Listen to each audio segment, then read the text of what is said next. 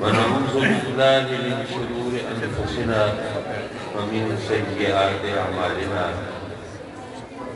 من يهده الله فلا مضل له ومن يضلل فلا هادي له ونشهد أن لا إله إلا الله وحده لا شريك له ونشهد أن سيدنا وسندنا ونبينا وحبيبنا وكريمنا ورؤوفنا ورحيمنا ومولانا وملجانا وماوانا محمدا عبده ورسوله أما بعد فأعوذ بالله من الشيطان الرجيم بسم الله الرحمن الرحيم ومن يعظم شعائر الله فإنها من تقوى القلوب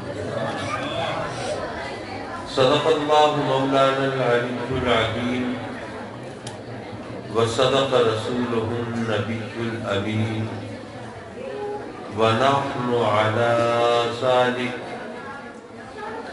لمن الشاهدين والشاكرين والحمد لله رب العالمين.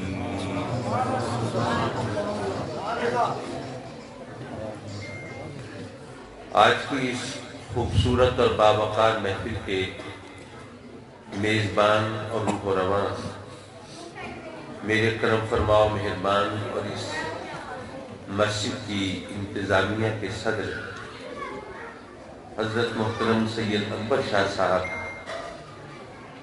اور اس خوبصورت اور پرشکوہ مسجد کے خطیب مکرم و محترم جناب سید نثار احمد شاہ صاحب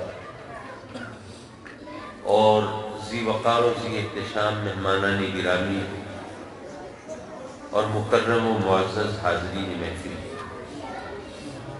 تقریباً 13 برس پیش کر اس مسجد کا سنگ بنیاد رکھنے کا شرف مجھے حاصل ہوا تھا، اور آج ماشاءاللہ یہ شاندار، یہ دل فریب، یہ دیدہ زیب، یہ پرشکوہ مسجد ہماری آنکھوں کی تسکین کا سامان بھی ہے اور روح کی بالیدگی کا سامان بھی ہے اور امید کی کرنیں جلانے کا سامان بھی ہے کہ ہم الحمدللہ اللہ کی راہ پر اللہ کے گھر کی تعمیر و ترقی کے لیے کوشاں رہتے ہیں اور رب کی مدد بھی ہماری شامل حال ہے۔ آج کی یہ محفل 11ویں شریف اور میلاد شریف کا ایک خوبصورت امتزاج ہے، اور میں اسی پس منظر میں چند باتیں پیش کرنے کی جسارت کروں گا۔ ایک تو مشکل یہ ہے کہ جب دن رات تقریریں ہوں، ایک دن میں 3 4 خطابات ہوں، تو یا تو میں کمپیوٹر میں فیڈ کروں کہ کہاں کس مقام پر کس علاقے میں کس موضوع پر تقریر ہو چکی، کون سے نقطے بیان ہو چکے، کون سی احادیث اور کون سے آیات پر کلام ہو چکا، اور اگر میں ایسا نہ کر پاؤں، ظاہر ہے کہ میں اس کمپیوٹر ایج میں رہنے کے باوجود وہ کمپیوٹر کے سامنے تو نہیں بیٹھا رہ سکتا، تو پھر ایک اندیشہ ہوتا ہے کہ کہیں کوئی بات دہرائی گئی۔ تو ہمارے لوگ روٹی تو بے شک دن میں 3 بار کھائیں، لیکن روحانی خوراک دوسری بار بھی ملے تو شکوہ کرنے لگتے ہیں۔ بہرحال بسا اوقات گفتگو کے تسلسل کے لیے ہمیں باتیں دہرانی بھی پڑتی ہیں۔ حضرات مکرم رب کائنات نے اپنے بندوں کی ہدایت کے لیے انبیاء کرام علیہ السلام کو مبعوث فرمایا۔ اگر وہ چاہتا تو ہر ایک کو ڈائریکٹ ہدایت دے سکتا تھا، کوئی مجبوری نہیں تھی اس کی، نہ کوئی فنڈز کا پرابلم تھا، نہ کوئی انتظامی سینکشن کا کوئی مسئلہ تھا، وہ ہر ایک کو براہ راست ہدایت دے سکتا ہے۔ اچھا، بظاہر لوگ یہ سمجھتے ہیں کہ اگر ہر ایک کو ڈائریکٹ ہدایت ملتی تو یہ بہتر تھا، فساد نہ ہوتا، جھگڑے نہ ہوتے، مناظرے نہ ہوتے، یہ جناب مسلک کی تفریح پر تقسیم نہ ہوتی، یہ فقہ میں جو اختلافات ہیں ان کا بھی وجود نہ ہوتا، ہر ایک کو اللہ کی طرف سے ڈائریکٹ ہدایت مل رہی ہوتی، کتنا اچھا ہوتا۔ لیکن میں عرض کروں گا کہ اللہ نے ہمیں براہ راست ہدایت نہ دے کر دراصل ہم پر رحم فرمایا۔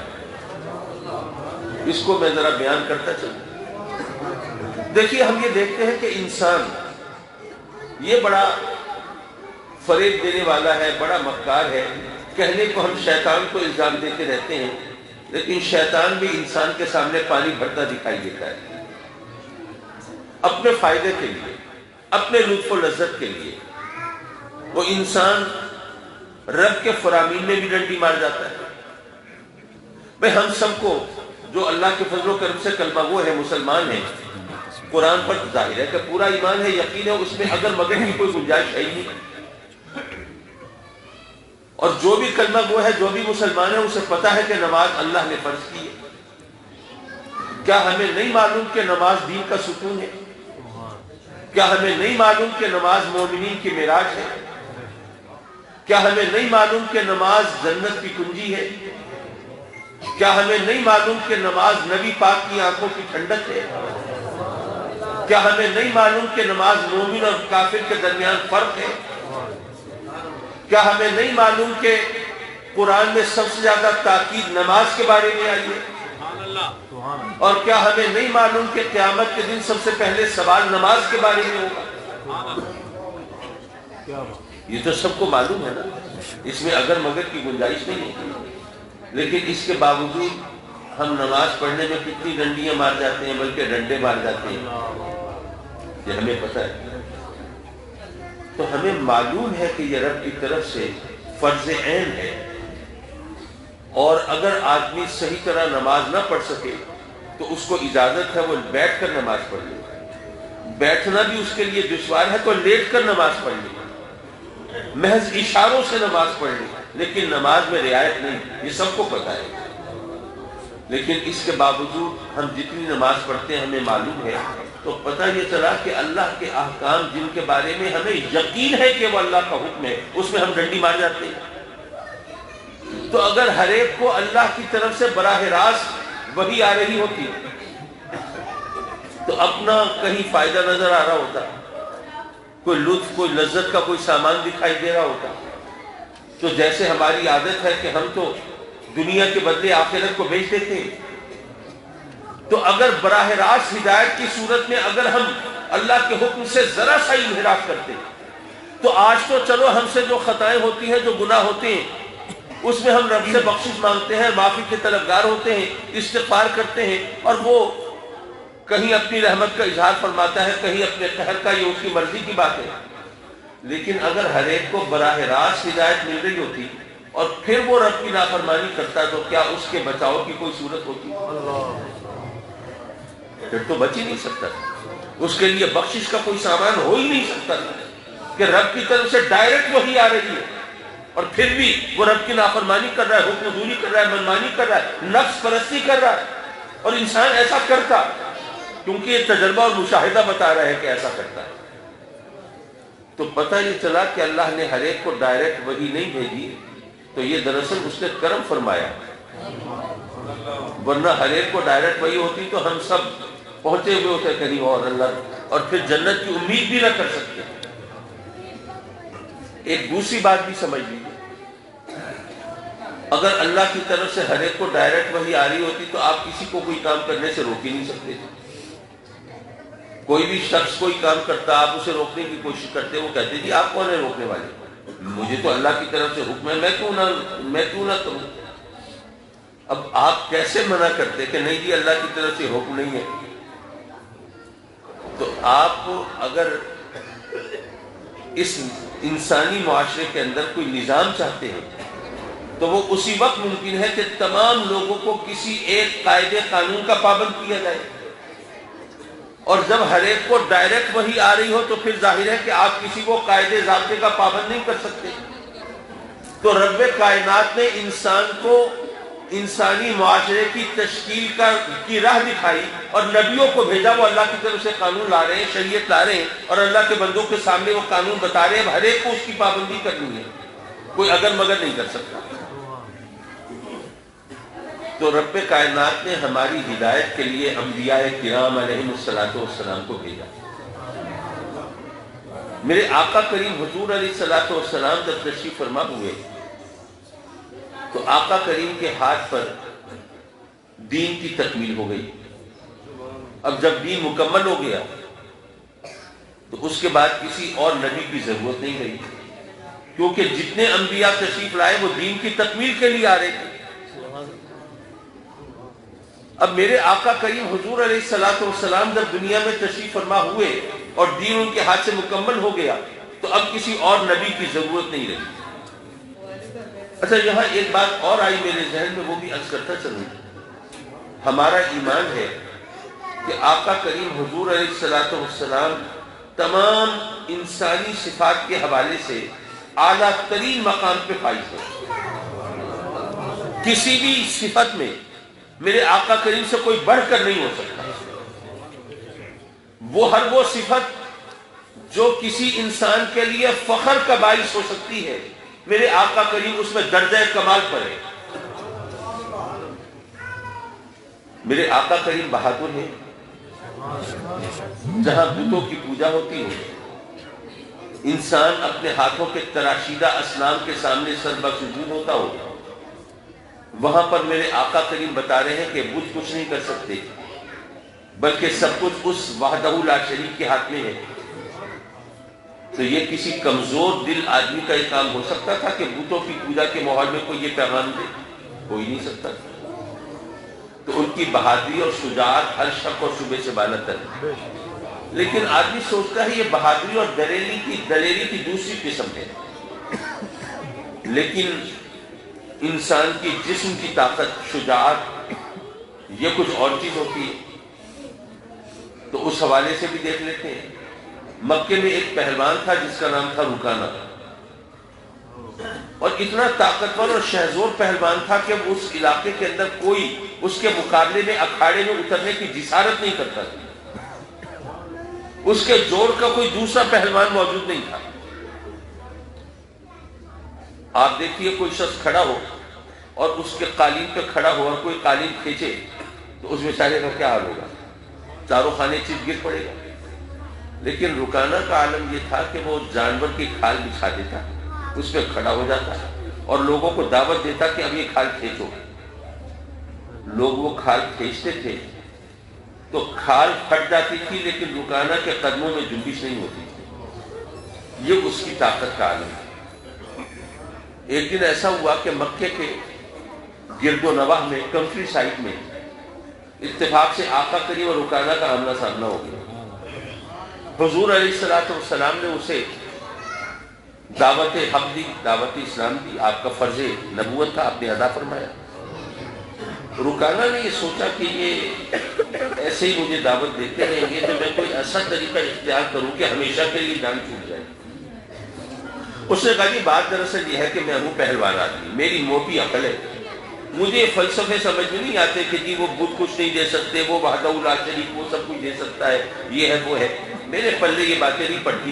میں تو سیدھی بات جانتا ہوں، میں اکھاڑے میں اترتا ہوں، اگر کوئی مجھے ہرا دے مجھے اس کی بات ماننی پڑتی ہے، میں اس کو ہرا دوں اسے میری بات ماننی پڑتی ہے۔ تو اگر آپ مجھ سے منوانا چاہتے ہیں تو آ جائیے میدان میں، مجھے ہرا دیجیے، میں آپ کی بات مان لوں گا۔ اب اس نے تو اپنی جان چھڑائی تھی۔ آقا کریم نے فرمایا کہ ٹھیک ہے آ جاؤ میدان میں۔ اچھا، اس کے حاشیہ خیال میں نہیں تھا کہ ایسا ہو سکتا ہے، اس لیے کہ وہ تو ایسا نامور پہلوان ہے، ایسا شہزور پہلوان کہ بڑے بڑے پہلوان اس کے مقابلے میں عاجز، کوئی اس کا مقابلہ کرنے کی جسارت نہیں کرتا۔ اور میرے آقا کریم حضور علیہ السلام نے تو کبھی اکھاڑے میں قدم نہیں رکھا، کبھی فن پہلوانی سے اپنی شناسائی کا اظہار نہیں کیا۔ پھر یہ بھی ذہن میں رہے کہ میرے آقا کریم پر وحی کا نزول شروع ہوا 40 برس کی عمر میں، اور ظاہر ہے کہ وحی نازل ہوتے ہی تو آقا کریم رکانہ کو دعوت دینے نہیں پہنچ گئے۔ اب درمیان میں کتنا عرصہ گزرا اب ہمیں نہیں پتا، سال 2 سال 4 سال 5 سال، یہ مکی زندگی کی بات ہے۔ اب آپ نے دیکھا ہوگا کہ یہاں پر اگر کوئی کھلاڑی ہو یا کوئی ریسلر ہو، کوئی پہلوان ہو، تو وہ 30-32 سال کا ہو تو ریٹائر ہو جاتا ہے، بہت کھینچے تو 35-36 سال تک، اس سے آگے تو اس میں انحطاط ہو جاتا ہے، زوال پذیر ہو جاتا ہے، قبا مزمحل ہو جاتے ہیں، بڑھاپے کے آثار ہو جاتے ہیں، ایسا ہی ہے۔ اب میرے آقا کریم کی عمر مبارک تو 40 برس سے باہر حال جا رہا ہے، اور اس وقت جبکہ وہ فن پہلوانی سے کبھی ان کی شناسائی کا اظہار بھی نہیں ہوا، تو آپ کا رکانہ کو کہنا کہ آؤ مقابلے میں، تو اس کے لیے تو بڑا تعجب خیز تھا۔ لیکن اس نے سوچا کہ یہ تو اور اچھا ہو گیا، بھئی جب مقابلہ ہو رہا ہے، کشتی ہو رہی ہو، تو پھر تو کسی کا ہاتھ بھی ٹوٹ سکتا ہے، ٹانگ بھی ٹوٹ سکتی ہے، کوئی جوڑ بھی اکھڑ سکتا ہے، کوئی ضرب لگ سکتی ہے، تو اب اس پر ان کے قبیلے والے آ کے شکایت بھی نہیں کر سکتے جی آپ نے کیا کیا، بھئی کشتی ہو رہی ہے، اس میں کچھ بھی ہو سکتا ہے، تو پھر تو مجھے بدلہ لینے کا کوئی موقع بھی مل سکتا ہے۔ اب جناب وہ آیا میدان میں، تو اس کے وہم و گمان میں بھی نہیں تھا، جیسے ہی میرے آقا کریم اس کے مقابلے میں آئے تو وہ چند سیکنڈ کی بات تھی، رکانہ صاحب زمین پر چاروں خانے چت پڑے۔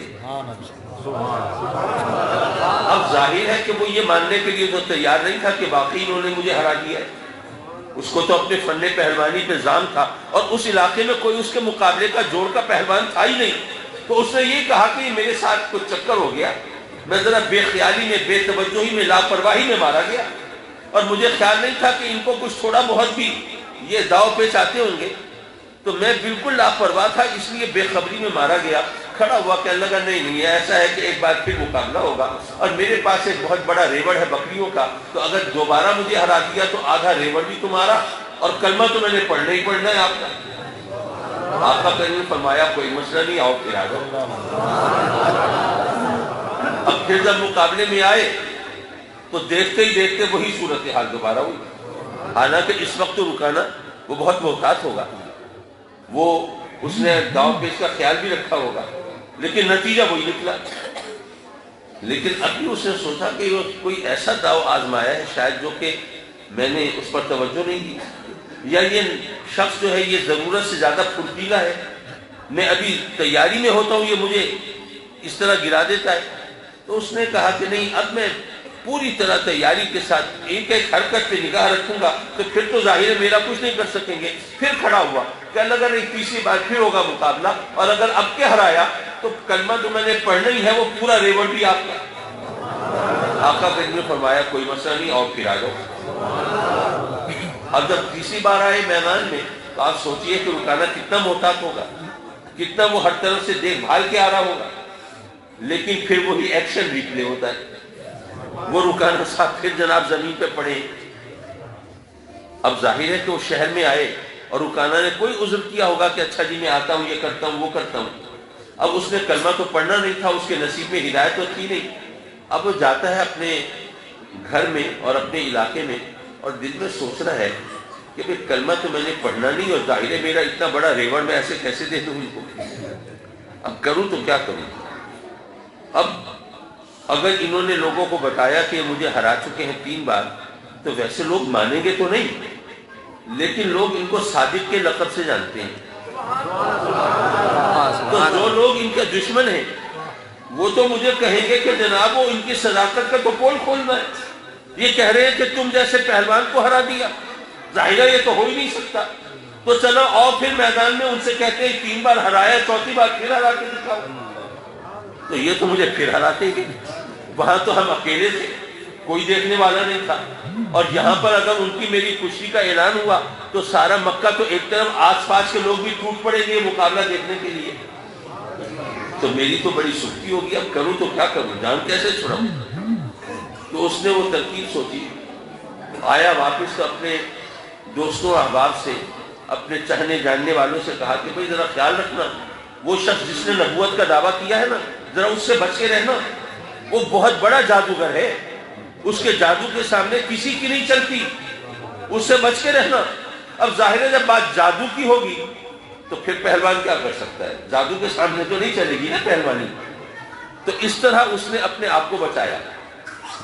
لیکن ویسے تو قرآن اور حدیث بھی گواہ ہے کہ وہ کافر، وہ مشرک، وہ منافق جن کے دلوں پر مہریں لگی ہوئی تھی، جن کو ہدایت نہیں ملنی تھی، وہ میرے آقا کریم کے معجزے دیکھتے تھے، سرکار کی نبوت اور رسالت کی چمکتی ہوئی دلیلیں دیکھتے تھے، لیکن چونکہ ان کے دلوں پر مہریں تھیں اس لیے وہ انکار کرتے تھے، کہتے تھے نہیں یہ معجزہ نہیں ہے، یہ رسالت کا ثبوت نہیں ہے، یہ نبوت کی دلیل نہیں ہے، یہ تو جادو ہے.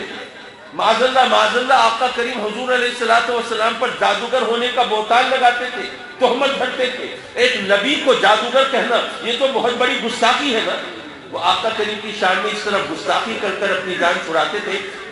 یہ تو معاذ اللہ بہت بڑے جادوگر ہیں، ان کا جادو تو چاند پہ بھی چلتا ہے.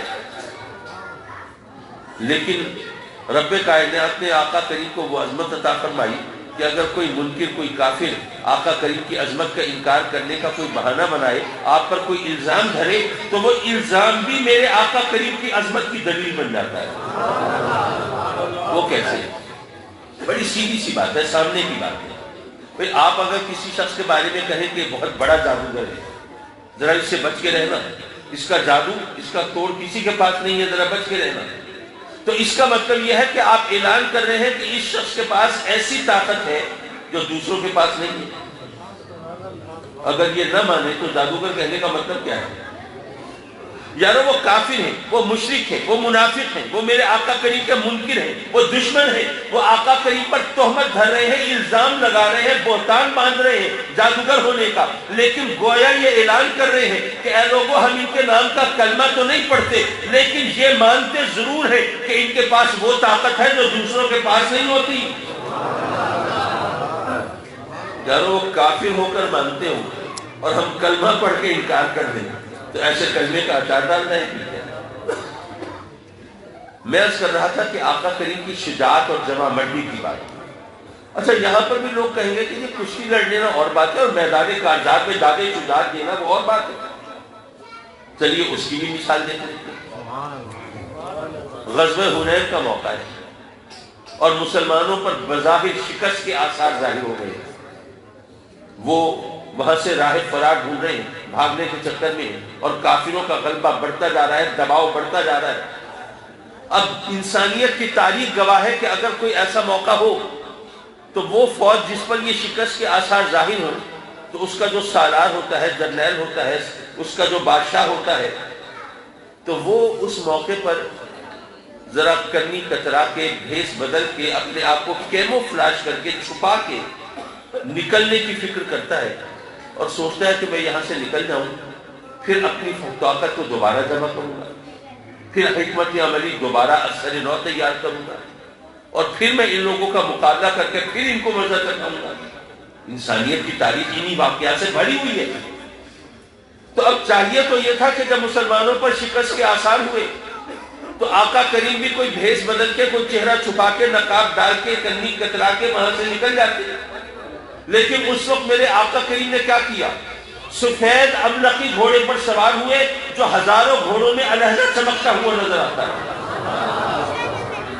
اس پر سوار ہو کے اپنے آپ کو چھپانے کی بجائے رجزیہ انداز میں اپنا تعارف کراتے ہوئے بڑھ رہے ہیں کہ میں ہوں محمد بن عبداللہ، میں ہوں محمد رسول اللہ. آقا کریم اپنا تعارف کرا رہے ہیں، اپنے بارے میں بتا رہے ہیں، لوگوں کے سامنے آ رہے ہیں. حضرات محترم ذرا سوچئے، اب میدان کارزار میں جہاں بظاہر شکست کے آثار ہو، اس طرح اپنے آپ کو نمایاں کر کے، ظاہر کر کے آگے چلنا، یہ کسی کمزور دل، کسی بزدل شخص کا کوئی کام ہو سکتا ہے؟ جب آقا کریم کی یہ بہادری، یہ شجاعت، یہ دلیری، یہ جمع مردی مسلمانوں نے دیکھی تو پھر ظاہر ہے کہ ان کے ذہن میں وہ میدان چھوڑنے کا خیال نہیں ہوا. آقا کریم ڈٹیں گے، ہم کیسے جا سکتے ہیں؟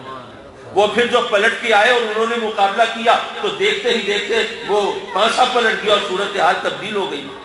لیکن اس سے یہ ثابت ہوا کہ میرے آقا کریم کا شجاعت میں کوئی ثانی نہیں تھا، کوئی مقابل نہیں تھا.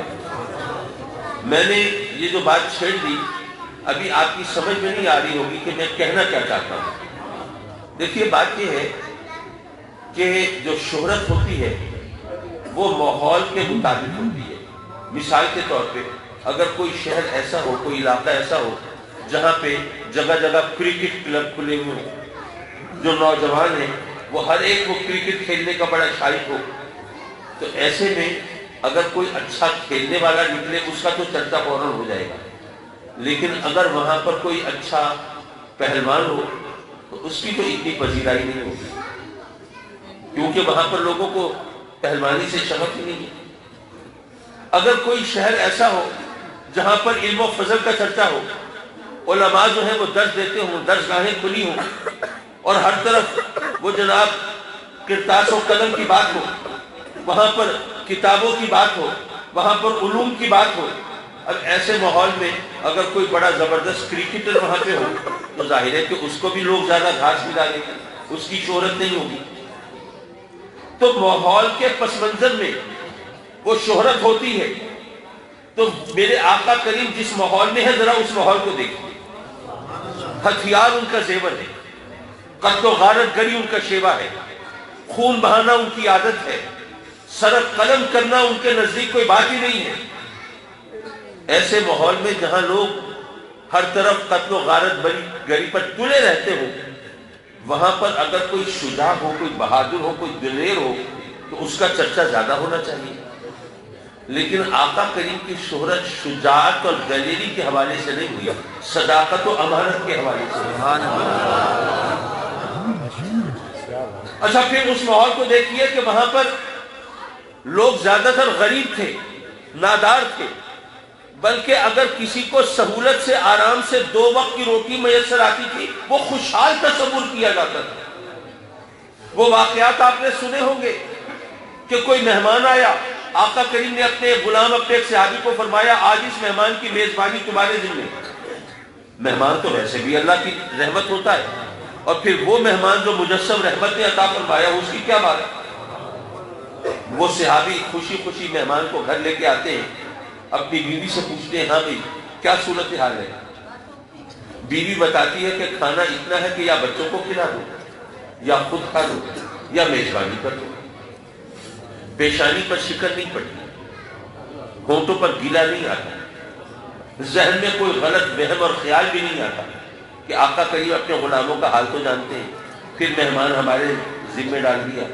اب میں جاتا ہوں آقا کریم کی بارگاہ میں عرض کرتا ہوں سرکار مہمان دیا ہے تو میزبانی کے لیے بھی کچھ عطا فرمائیے۔ نہیں، کوئی شکوہ نہیں، کوئی شکایت نہیں، کوئی غلط خیال نہیں، بلکہ اپنی بیوی سے کہتے ہیں کہ دیکھو بچے تو زیادہ دیر جاگ نہیں سکتے تو ان کو بھوکا ہی سلا دو، ان کو بہلا پسلا کے بھوکا سلا دیا جاتا ہے۔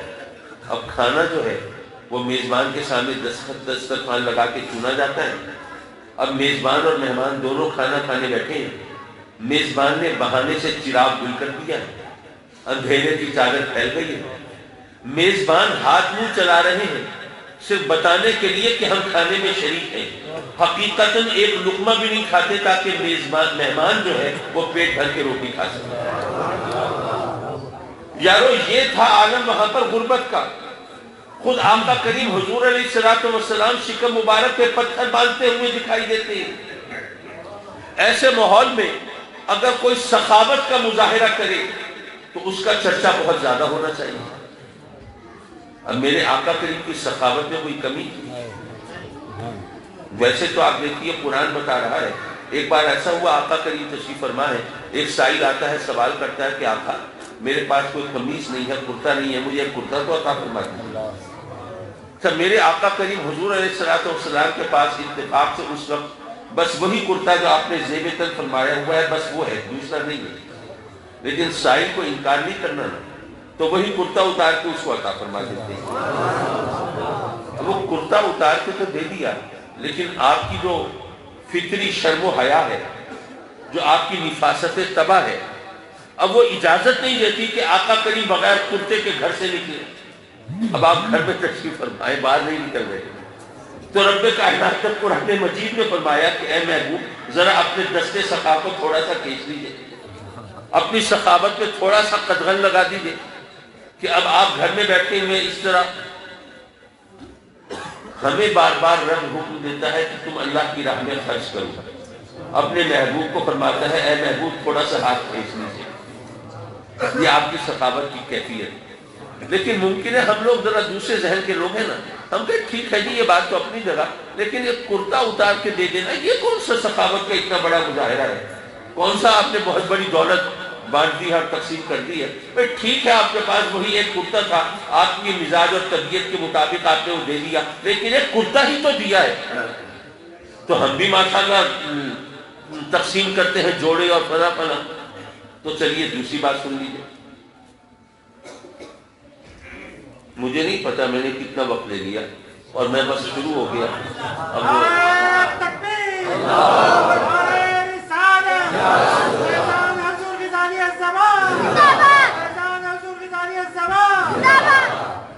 حضرات مکرم، اگر کوئی نوجوان ہو لیکن ہو غریب نادار ہو، نوجوان کم عمر، اور کسی بڑی عمر کی ایسی عورت سے شادی کر لے جو بہت دولت مند ہو، تو ایک ہی بات کہی جائے گی کہ اس نوجوان نے اپنی جوانی وہ دولت کے بدلے گروی رکھ دی، یہی بات ہوگی ہمارے یہاں۔ لیکن سوچنے کی بات ہے کہ میرے آقا کریم حضور علیہ الصلوۃ والسلام کی عمر مبارک ہے 25 برس، اور آپ بظاہر غربت اور ناداری میں گرے ہوئے، اور سیدہ خدیجہ الکبریٰ رضی اللہ تعالی عنہا ان کی عمر مبارک ہے 40 برس، اور وہ بہت دولت مند خاتون ہیں، اور ان کی دولت کا عالم یہ ہے کہ بڑے بڑے رئیس اور سردار مکے کے وہ اس دولت کے چکر میں آپ سے شادی کرنے کے خواہش مند ہیں کہ ان سے شادی کر لیں، ان سے ہمارا رشتہ جڑ جائے تو دولت اس طرح ہمارے قبضے میں آ جائے گی۔ اب میرے آقا کریم کی حضرت خدیجہ سے شادی ہوتی ہے، ہم تو مسلمان ہیں، ہم تو کلمہ گو ہیں، ہم تو سرکار کے غلام ہیں، ہمارے ذہن میں تو معاذ اللہ اگر کوئی غلط فہم آئے بھی صحیح تو کان پکڑتے ہیں، رب کی بارگاہ میں عرض کرتے ہیں مولا یہ شیطان کا وہم ہے، میرا عقیدہ نہیں ہے، میرا نظریہ نہیں ہے، میرا خیال نہیں ہے، مولا یہ جو وہم آیا مولا اس پہ بھی مجھے معاف کر دے، شیطان کا چکر ہے، میں تجھ سے توبہ کا طلبگار ہوں۔ ہم تو آقا کریم کے خلاف کسی وہم کو اپنے ذہن میں جگہ دینے کے لیے تیار نہیں کہ سرکار کے غلام ہیں، لیکن سوال یہ ہے کہ وہ کافر، مشرک اور منافق جن کی زندگیاں سرکار کی دشمنی میں بسر ہوئی ہیں، ان میں سے کسی نے الزام نہیں لگایا کہ یہ شادی دولت کی خاطر ہوئی ہے۔ میرے سرکار کی عظمت کا یہ وہ مقام ہے جہاں پر عقل کو پسینے آ جاتے ہیں۔ بدترین دشمن ہے، آقا کریم پر تہمتیں دھرنے، بہتان لگانے، الزام لگانے، باتیں بنانے کا کوئی موقع ہاتھ سے نہیں جانے دیتے، لیکن وہ بھی یہ نہیں الزام لگا سکے کہ یہ شادی دولت کی خاطر ہوئی۔ کیوں نہیں لگا سکے؟ بات یہ ہے کہ میرے آقا کریم کی شادی ہوئی تھی 25 برس کی عمر میں، اور نزول وحی شروع ہوئی 40 برس کی عمر میں، 15 برس کا وقفہ ہے نا درمیان میں۔ تو اس 15 برس کے وقفے کے اندر انہوں نے دیکھ لیا، آپ سوچئے یہاں پر اگر کوئی ایسی شادی ہو تو وہ نوجوان جو پہلے غربت کے ہاتھوں تنگ تھا، اب اس کے ہاتھ دولت لگی تو اس کی مزاج بدل جائے گی۔ پہلے اگر روکھی سوتی پہ گزارا کرتا تھا، مرغو ماہی سے نیچے نہیں اترے گا۔ پہلے اگر کسی کچے پکے کوٹھے میں رہتا تھا، اب عالیشان کوٹھی میں فروخت ہو جائے گا۔ پہلے اگر بوسیدہ لباس پہنتا تھا تو اب قیمتی لباس بھی شاید دوبارہ پہننا اس کو ناگوار گزرتا ہو۔ پہلے ظاہر ہے کہ وہ اکیلا تھا تو اس کو اپنے کام خود کرنے پڑتے تھے، اب نوکروں کی فوج ظفر موت پہ بیٹھ کے حکم چلائے گا۔ اس کے طور طریقے بدل جائیں گے، اس کی شب و روز کی کیفیت بدل جائے گی، اوڑھنا بچھونا بدل جائے گا، کھانا پینا بدل جائے گا۔ لیکن میرے آقا کریم کی شادی ہوئی حضرت خدیجہ سے کیا بدلا ہے؟ خوراک بدلی ہے۔ غار حرا میں آپ تشریف لے جا رہے ہیں تو وہاں پر اپنے ساتھ کھانے پینے کا جو راشن لے کے جاتے ہیں کیا ہے؟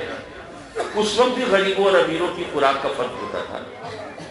وہ ڈرائی فروٹ بھی ہوتے تھے، ڈرائی میٹ، خشک گوشت کے پارچے بھی ہوتے تھے، پنیر بھی ہوتا تھا، لذت کام و دہن کا سامان بھی ہوتا تھا، وائٹامن سے بھرپور غذائیں بھی ہوتی تھی۔ غریبوں امیروں کی خوراک کا فرق اس وقت بھی ہوتا تھا، لیکن آقا کریم کھجور اور ستو لے کے جا رہے ہیں جو غریبوں کی خوراک ہے۔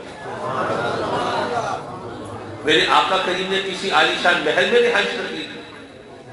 نہیں، اپنے اسی حجرے میں جلوہ دے گئے۔ کیا سرکار نے لباس بدل لیا تھا؟ سیرت نبی بیان کرتے ہیں کہ آقا کریم اپنے کپڑوں کو خود پیبند لگا رہے ہیں، اپنی نالین پاک کو خود مرمت فرما رہے ہیں۔ یہ تمام چیزیں بتا رہی ہیں کہ وہ 15 برس میں لوگوں نے دیکھ لیا تھا کہ وہ دولت آقا کریم کے مزاج پر اثر انداز نہیں ہو سکی۔ چلیے وہ دولت اثر انداز نہیں ہو سکی، لیکن سوال یہ ہے وہ دولت گئی کہاں؟ اتنی کثیر دولت جس کے چکر میں بڑے بڑے رئیس تھے، وہ کہیں تو نظر آنی چاہیے تھی، عیش و عشرت کے لیے خرچ کی جاتی تو دکھائی دیتی۔ اگر اس کی کہیں انویسٹمنٹ ہوتی، کہیں جناب کسی کاروباری شخص سے میرے آقا کریم کوئی سلیپنگ پارٹنر بن جاتے، سرمایہ میرا، محنت تمہاری، پروفٹ آدھا آدھا، کچھ بھی نہیں۔ اس زمانے میں سوئس بینکس بھی نہیں ہوتے تھے کہ ان میں کوئی اکاؤنٹ کھلوایا گیا ہوتا، کوئی شیئر مارکیٹ بھی نہیں تھی کہ اس کے حصص خریدے گئے ہوتے۔ دولت گئی کہاں یارو جب اس کا کہیں کوئی نشان نہیں ملتا؟ اچھا پھر میرے آقا کریم تو نبی ہے، اور نبیوں کی وراثت تو مال پانی نہیں ہوتی، دولت نہیں ہوتی، زمین جائیداد نہیں ہوتی، ان کی وراثت تو علم ہوتی ہے۔ لیکن سیدہ خدیجہ الکبریٰ کی دولت ہے نا، وہ تو نبی نہیں ہے۔ اور آقا کریم کی چاروں صاحبزادیاں حضرت خدیجہ کے بطن سے ہیں، تو ان کو اپنی ماں کی دولت تو وراثت میں ملنی چاہیے تھی۔ لیکن آقا کریم کی سب سے لاڈلی چہیتی شہزادی کو جو جہیز ملا ہے وہ بھی آپ جانتے ہیں، وہ دولت کہاں گئی؟ خاتون جنت حاضر ہوتی ہیں اپنے عظیم المرتبت باپ کی بارگاہ میں، عرض کرتی ہیں آقا بابا جان وہ چکی خود چلاتی ہو نا، ہاتھوں میں گھٹے پڑ گئے اور پانی بھر کے بھی مجھے لانا پڑتا ہے نا، شانوں پہ زخم بن گئے۔ آقا اتنی کنیزیں آئی ہیں، ایک کنیز مجھے بھی عطا فرما دیجیے۔ میرے آقا کریم اگر خاتون جنت کو کوئی کنیز عطا فرما دیتے تو کیا کوئی اعتراض کرنے کی بشارت کرتا ہے؟ نہیں۔ لیکن آقا کریم اپنی لاڈلی شہزادی کے زخموں کو دیکھ کر اشک بار تو ہوتے ہیں، آپ دیدہ ہوتے ہیں، انہیں بوسہ دیتے ہیں، انہیں دعائیں دیتے ہیں، تسلی دیتے ہیں، دلاسا دیتے ہیں، کنیز نہیں دیتے۔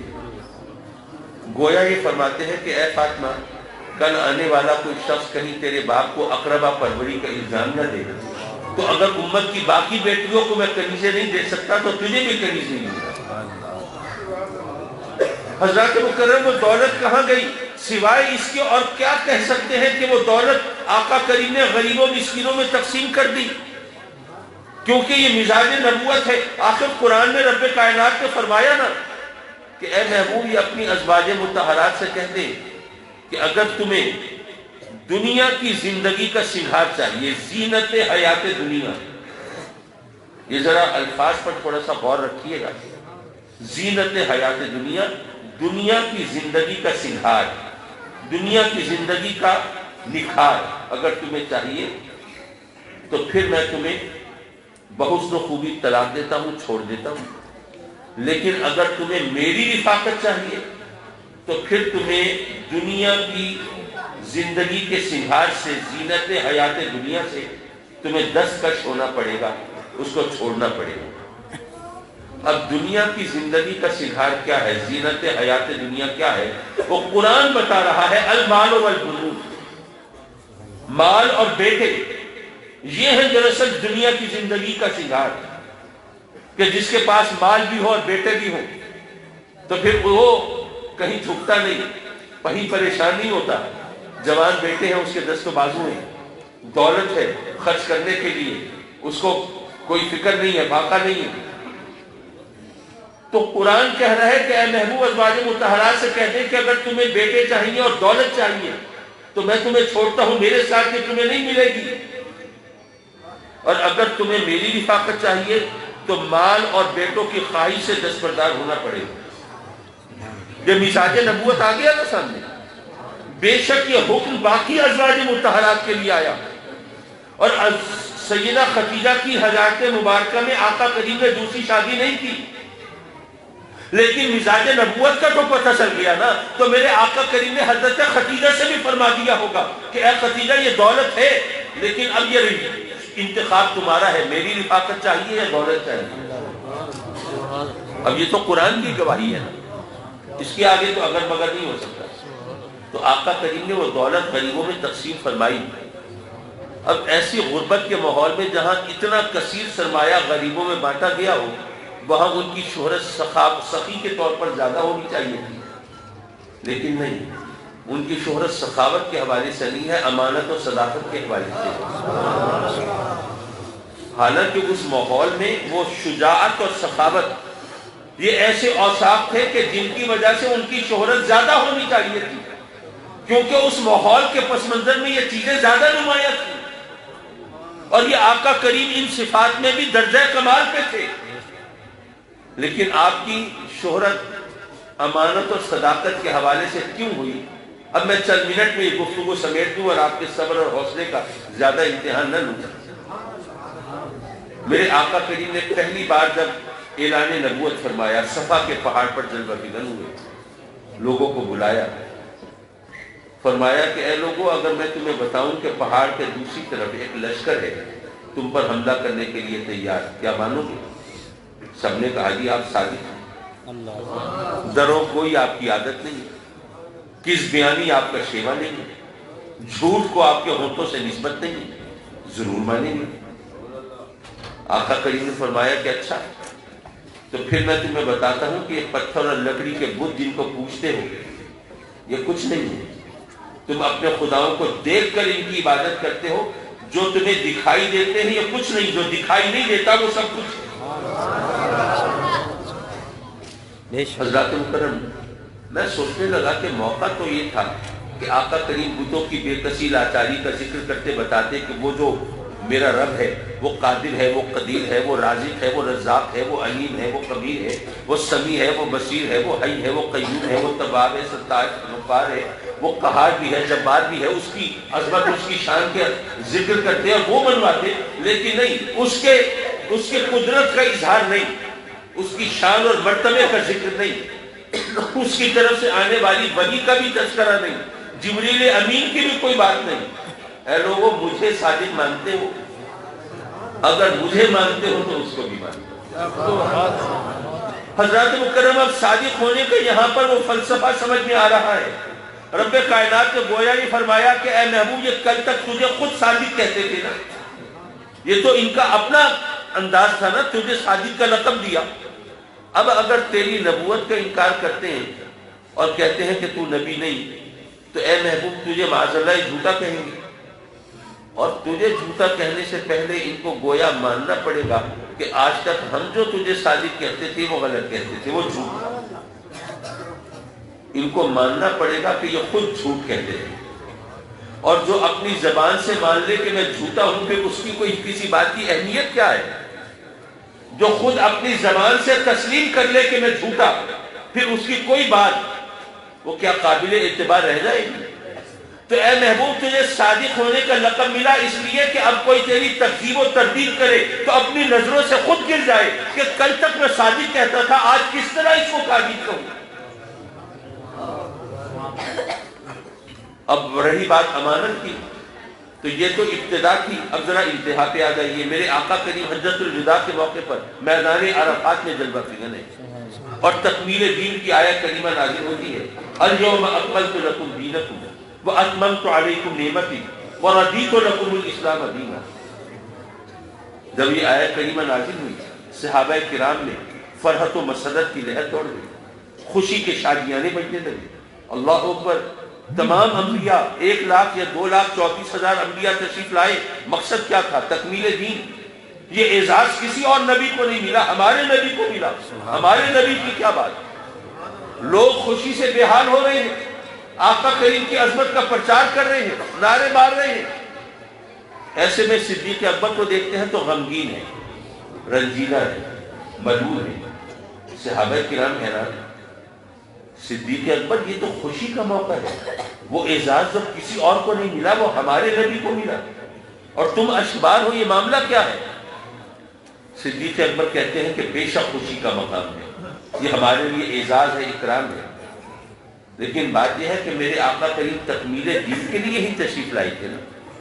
اب جب دین مکمل ہو گیا تو لگتا ہے کہ اب ہجر کا موسم آ رہا ہے، اب فراق کی گھڑیاں اترنے والی ہیں، اب جدائی کا وقت ہمارے سروں پہ کھڑا ہے۔ اب ہم اس رخ زیبا کی زیارت کو ترسنے والے ہیں۔ جب صدیق اکبر نے یہ بات کہی تو ظاہر ہے باقی صحابہ کرام پر بھی اثر ہوا، وہ بھی رنجیدہ و ملول ہوئے، اور جب آدمی غمگین ہو تو نصیحتیں زیادہ اثر کرتی ہیں۔ تو ایسے میں میرے آقا کریم نے گویا ان کو نصیحت کرنے کا ایک موقع تلاش فرما لیا اور فرمایا، پوچھا کہ اے لوگو، کیا میں نے اللہ کے تمام احکام تم تک پہنچا دیے؟ کیا شریعت کی تمام باتیں تمہیں بتا دی؟ سب نے اقرار کیا، بے شک سب بتا دی۔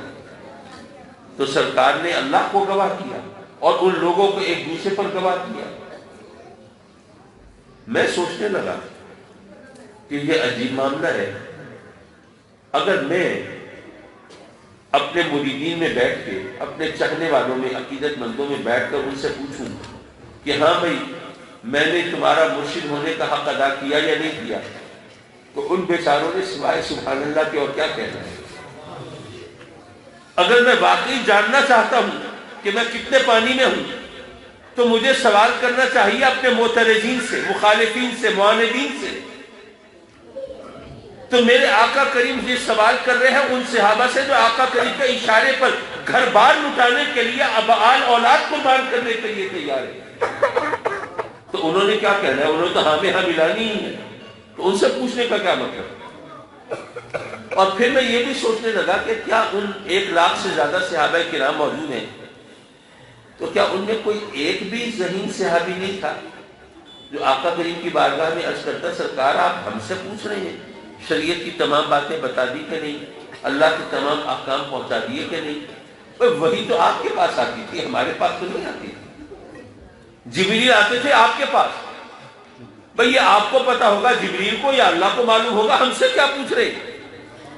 کوئی شریعت کے احکام کی کوئی لسٹ تو ہمارے پاس نہیں ہے، ایک لسٹ آپ کے پاس ہو، ایک ہمارے پاس ہو، اور بیٹھ کے ہم ٹیلی کرنا شروع کر دیں، ہاں جی یہ حکم آ گیا، ٹک کر دیا، یہ بھی آ گیا، یہ بھی ٹک کر دیا۔ سرکار ہمیں کیا پتا؟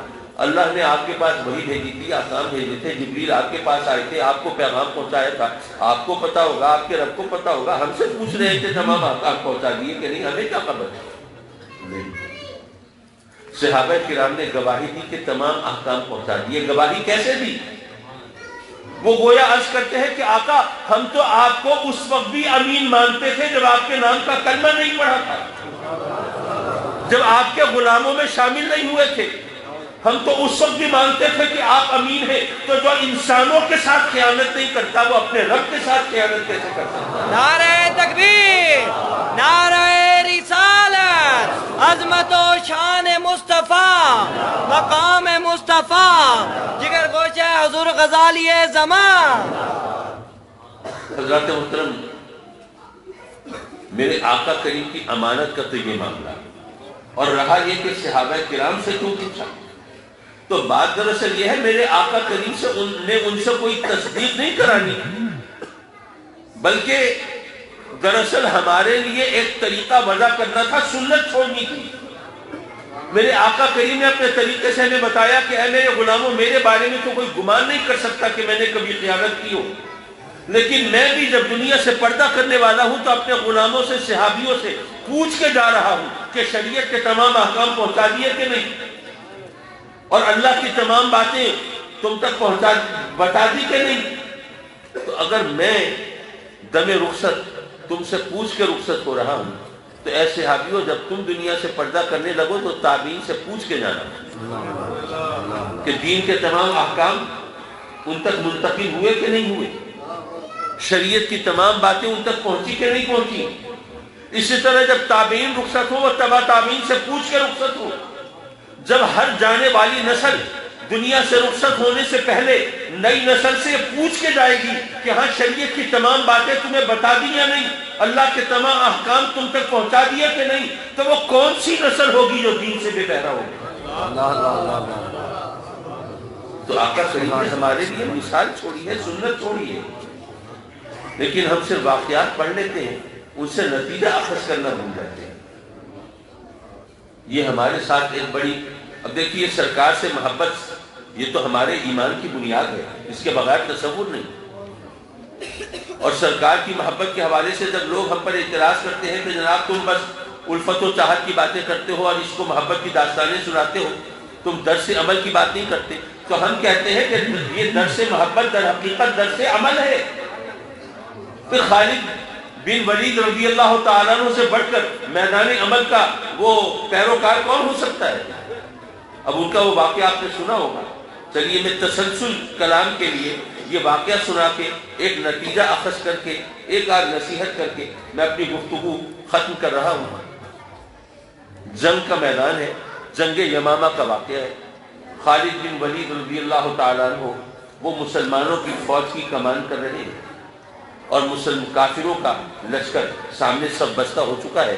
جنگ شروع ہونے والی ہے، مسلمانوں کی صفیں بھی بن چکی ہیں، کافروں بھی. کوئی وقت جاتا ہے، کوئی دم جاتا ہے اور یہ جنگ چھڑ جائے گی.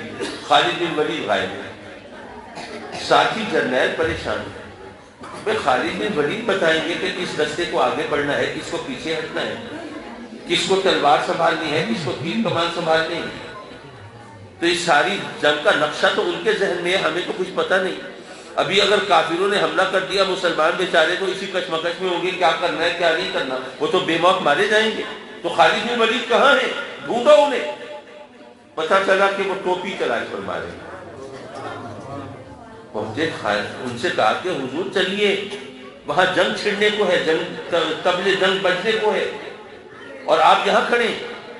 کہ نہیں وہ ٹوپی بہت قیمتی ہے. کہ حضور بہت قیمتی ہو لیکن کیا مسلمانوں کے سروں سے زیادہ قیمتی؟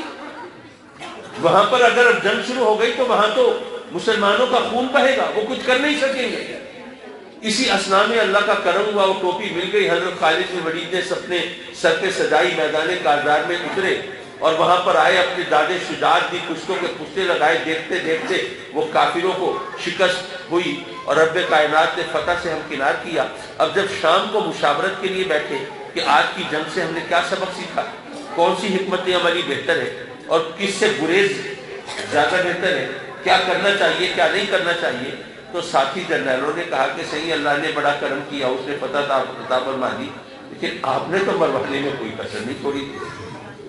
ادھر جنگ شروع ہونے کو ہے اور آپ ٹوپی ڈھونڈ رہے ہیں. آپ جیسے مرد مجاہد سے، آپ جیسے جرنیل سے ایسی کسی قسم کی حرکت کی توقع تو بالکل نہیں کی. خالد بن ولید نے کیا جواب دیا؟ فرمایا تم کیا سمجھتے ہو کہ مجھے فتح ہوتی ہے تو میری بہادری کی وجہ سے، یہ جنگی حکمت عملی کی وجہ سے، یا عسکری امور پر میری دسترس کی وجہ سے؟ ارے نہیں، مجھے اگر فتح ہوتی ہے تو آقا کریم کے ان منہ مبارک کی برکت سے جو اس ٹوپی میں سلے ہوئے ہیں. یارو بے شک آقا کریم کے منہ مبارک کی برکت یہاں ثابت ہو رہی ہے، ہمارا عقیدہ ثابت ہو رہا ہے. آقا کریم کی الفت و چاہت کی داستان یہاں پر پایہ ثبوت کو پہنچ رہی ہے، کوئی شک نہیں. لیکن میں کہتا ہوں کہ دراصل جو سبق ہمیں ملنا چاہیے تھا، میں اب پورے یقین سے تو نہیں کہہ سکتا، لیکن کبھی میں نے نہیں سنا کہ علماء نے وہ درس دیا ہو. اصل میں درس کیا تھا میرے خیال میں؟ میں یہ سمجھتا ہوں کہ یہاں درس یہ دینا چاہیے تھا کہ منہ مبارک کی برکت، آقا کریم کے منہ مبارک کی وجہ سے فتح و نصرت ملنا، یہ ہمارے عقیدے کا ثبوت ہے، بے شک ہے. لیکن یہ ذہن میں رکھو کہ وہ ٹوپی جس میں منہ مبارک سلے ہوئے ہیں، خالد بن ولید رضی اللہ تعالیٰ عنہ نے اپنے سر پہ رکھی ہے، تو جا کر پھر وہ کسی غار میں نہیں بیٹھ گئے ہیں، رہبانیت اختیار نہیں کی ہے، گوشہ نشین نہیں ہوئے ہیں، محض تصویر اور مسلح نہیں سنبھالا ہے، بلکہ میدان کارزار میں نکلے ہیں. وہ جہاد کیا ہے، راہ عمل میں انہوں نے اپنے جوہر دکھائے ہیں. تو منہ مبارک کی برکت سے انہوں نے مسلمانوں کی تاریخ کو وہ جگمگا دیا ہے اور آپ عالم. لیکن ہم کیا کرتے ہیں؟ ہم یہ تمام چیزیں دیکھ کے بس سرکار کی محبت، سرکار کا کرم، وہ جناب غزوہ ہند ہوگا اور اس میں مسلمانوں کو فتح و نصرت ملے گی، کافر جو ہیں، ہندو جو ہیں، وہ ذلیل و رسوا ہوں گے. ہم نے جناب پوسٹ شیئر کرنی ہے، میسیجز فارورڈ کرنے ہیں واٹس ایپ پر، فیس بک پر، فلاں فلاں، اور ہم سبکدوش ہو گئے اپنے دینی فریضے سے. لیکن اس طرح تو بات نہیں بنی گی. جیسے ایک اور بات کہ ہم حضرت امام مہدی کے حوالے سے وہ پوسٹ بھی بہت فارورڈ کرتے ہیں، لوگوں کو بتاتے ہیں، سمجھاتے ہیں کہ امام مہدی کا ظہور ہوگا تو جناب ساری دنیا میں اسلام کا پرچم لہرائے گا اور کافر ساری دنیا میں خائن ہوں گے، خاسر ہوں گے، تباہ ہوں گے، برباد ہوں گے، مغلوب ہوں گے، مغلوب ہوں گے، ذلیل ہوں گے، رسوا ہوں گے۔ بے شک ہوگا، میں اس کا انکار نہیں کر سکتا۔ آقا کریم کے فرمان غزوہ ہند کے حوالے سے اس کو بھی میں مانتا ہوں، تسلیم کرتا ہوں، لیکن ہم نے کیا تیاری کی؟ آپ کہیں گے ہم نے کیا تیاری کرنی ہے؟ وہ تو اللہ کی طرف سے بس ہو جائے گا۔ نہیں، اس کو سمجھنے کی ضرورت ہے۔ یہی جنگ یمامہ کا واقعہ ہے۔ فاروق اعظم رضی اللہ تعالیٰ عنہ حاضر ہوتے ہیں بارگاہ صدیقیت میں، یا امیر المومنین، جنگ یمامہ میں 80 کے قریب حفاظ شہید ہو گئے، مجھے ڈر ہے کہ کہیں ہم قرآن کے بڑے حصے سے محروم نہ ہو جائیں، فوراً حکم دیجئے کہ قرآن کو جمع کیا جائے۔ صدیق اکبر کہتے ہیں کہ اے عمر، میں وہ کام کیسے کروں جو نبی پاک نے نہیں کیا؟ عمر فاروق کہتے ہیں کہ بے شک آقا کریم نے نہیں کیا، لیکن واللہ اس میں خیر ہے۔ یہ سوال و جواب 3 دفعہ ہوتے ہیں، بالآخر صدیق اکبر کا سینہ بھی اس بات کے لیے رب کائنات کھول دیتا ہے جس کے لیے عمر فاروق کا سینہ کھولا تھا، اور آپ حکم دیتے ہیں کہ ہاں ٹھیک ہے قرآن کو جمع کیا جائے۔ حالانکہ قرآن اس سے پہلے بھی محفوظ تھا، وہ جانوروں کی کھالوں پر، ہڈیوں پر، وہ درخت کی چھال پر، منتشر اوراق پر، لیکن اس طرح کتابی صورت میں جمع نہیں تھا۔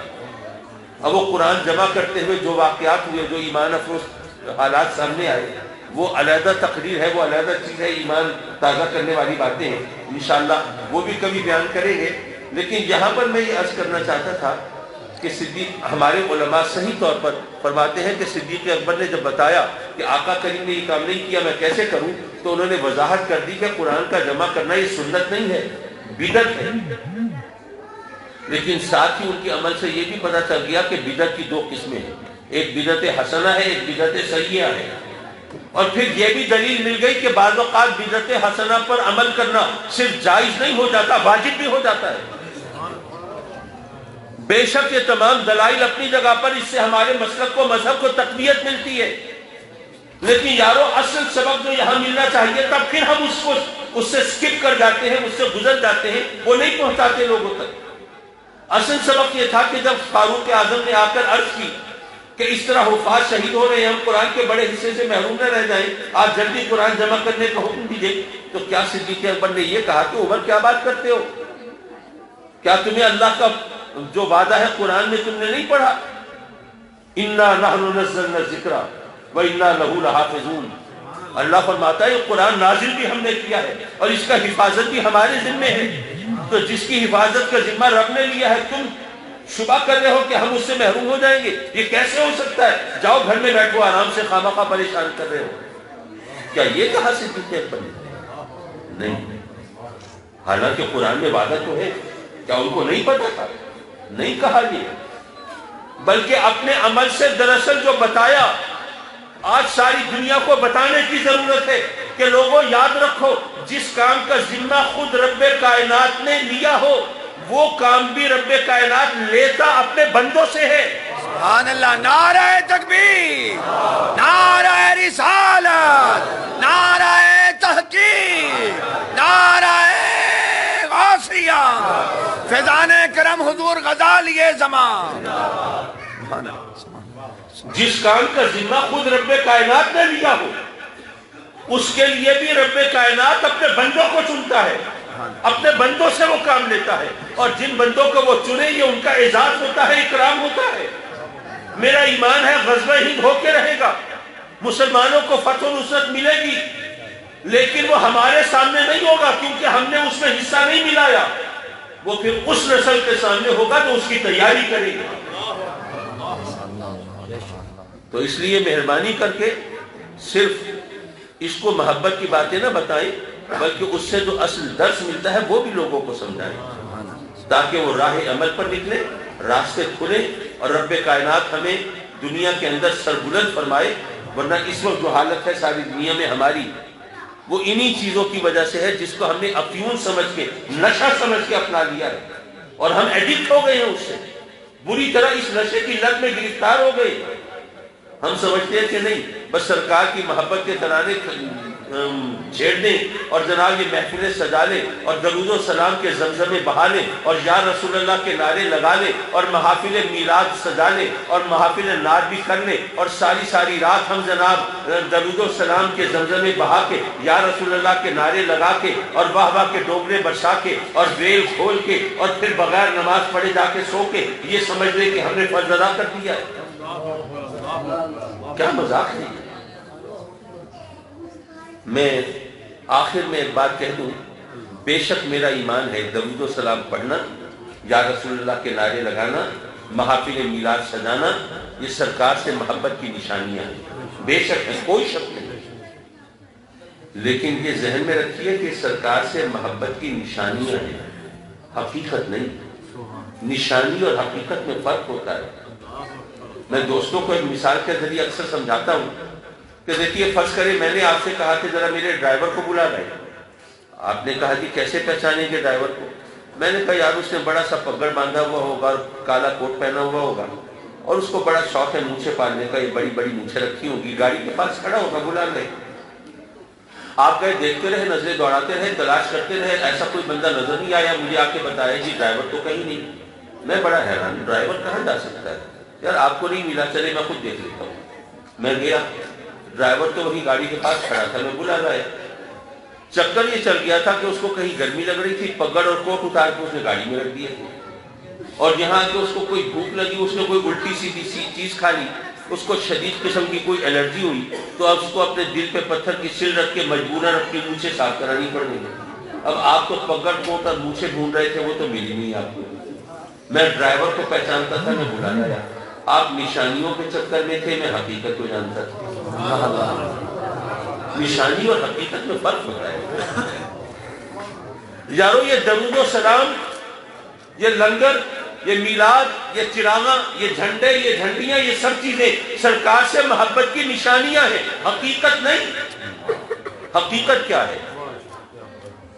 حقیقت وہ ایثار اور قربانی کا جذبہ ہے جو محبوب کو پانے کے لیے ہر قربانی کے لیے انسان کو تیار کرتا ہے۔